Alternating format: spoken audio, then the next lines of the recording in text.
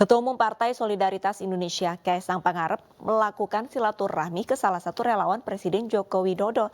Dalam hiruk-pikuk jelang pilkada, Kaisang pun mengatakan akan memberikan kejutan pada bulan Agustus.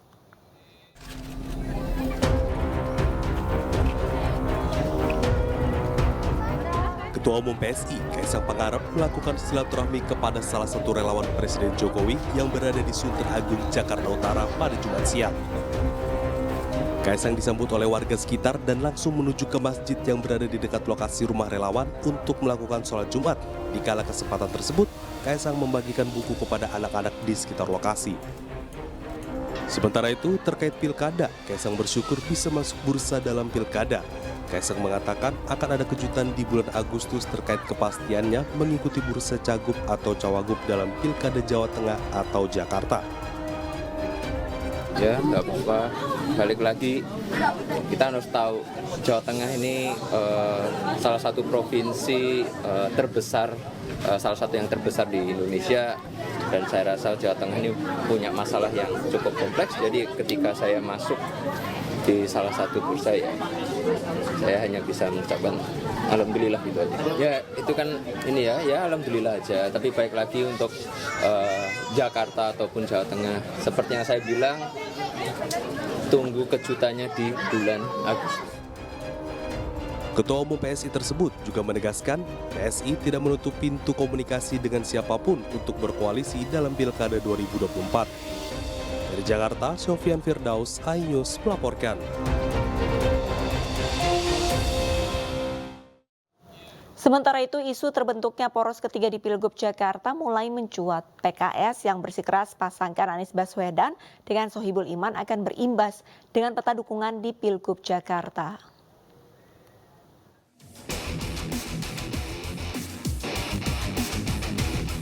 Anies Baswedan menjadi sosok yang paling diunggulkan dalam Pilkada 2024.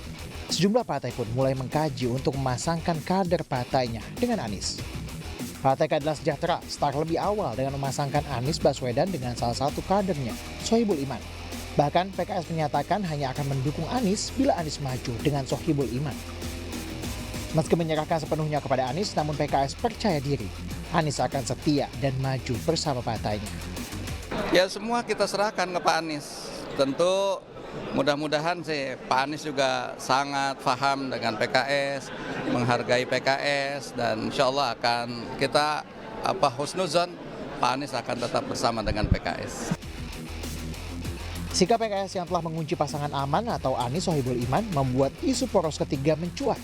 PDI Perjuangan bersama dengan PKB diprediksi akan mengusung calon mereka sendiri. Kalau memang deadlock terjadi di kubu non-Kim, terutama soal siapa yang menjadi pendamping Anies Baswedan, misalnya PKS itu harga mati Sohibul Iman jadi pendamping Anies, bukan tidak mungkin PKB dan PDIP akan menjadi pelopor poros ketiga.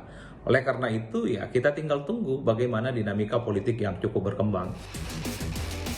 Saat ini PDI Perjuangan pun telah mendekati PKB untuk bersama-sama memajukan calon pilihan mereka. Sejumlah nama dari kader partai masing-masing telah disiapkan. Di Jakarta kami memang mendekati PKB, ya betul. Karena termasuk saya sendiri tanggal 30 Mei bertemu di rumah dinas Bapak Ketua Umum PKB, Gus Imin. Apakah kami orang pertama atau PKB orang pertama, pembicaraannya masih berlanjut sampai sekarang. Sementara, Partai Gerindra bersama dengan Koalisi Indonesia Maju berencana maju dengan calon mereka sendiri. Gerindra pun telah menyiapkan kejutan dalam Pilkada Jakarta.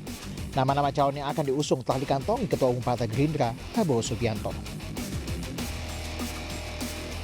Ya, Jakarta ini ya adalah kota tempat orang menaruh harapan.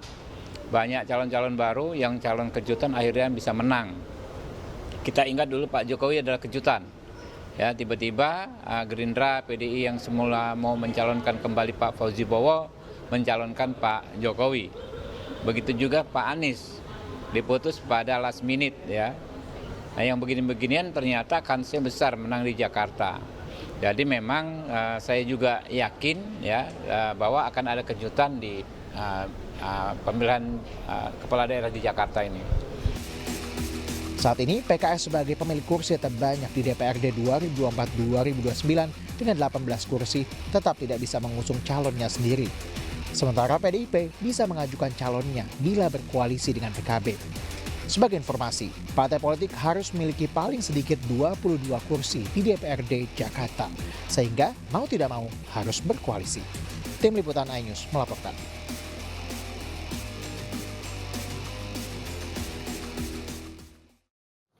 PDI Perjuangan resmi memperpanjang masa jabatan pengurus DPP PDIP dari periode 2019-2024 hingga tahun 2025.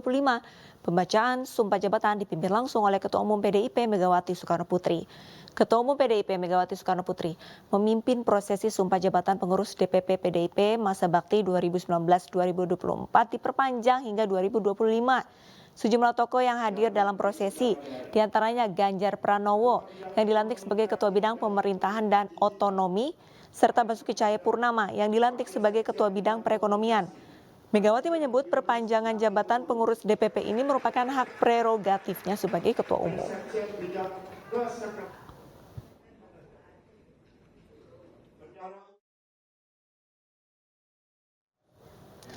Ketua Umum PDI Perjuangan Megawati Soekarnoputri melontarkan nada sindiran ke kadernya yang juga menjabat Menkumham Yasona Lauli terkait beberapa proses hukum terhadap partainya belakangan ini. Mega mengatakan anak buahnya banyak yang menjadi target. Saya suka ngamuk sama dia. Lu jadi Menteri Kumham ngapain lo? Hah? Lah anak buah kita di ini maunya ditarget melulu. Nanti datang mending juga coba juga aja. Loh ya kan biasanya nek arep nakuti wong ngono rukun sumpah nek elek. Iya saya emang dipikir nggak tahu kan saya udah ngomong. Saya tahu 3 kali zaman dulu saya dipanggil polisi, kejaksaannya sekali. Kan orangnya tampangnya mau suruh kerem kayak mau serem-serem. Jadi yang dipanggil jadi mau ketawa, bukannya takut, kan baru aja kan duduk gitu. Terus batin saya, mau tuh yuk. Jangan kamu ketawa, emang gitu toh. Yang nggak polisi, yang nggak jaksa. Sampai saya tuh bilang, lo belum ditanya, Pak, tolong ya, santai aja deh Pak. Saya juga datang ke sini kan bukannya dipaksa, sukarela loh.